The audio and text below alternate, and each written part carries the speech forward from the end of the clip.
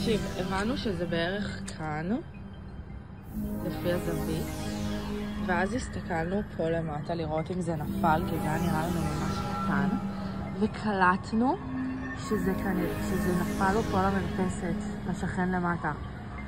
זה לא הדירה שלנו, אבל קלטנו שזה פה. איזה מטורף, וזה רק בגלל ששלחת לי את התמונה.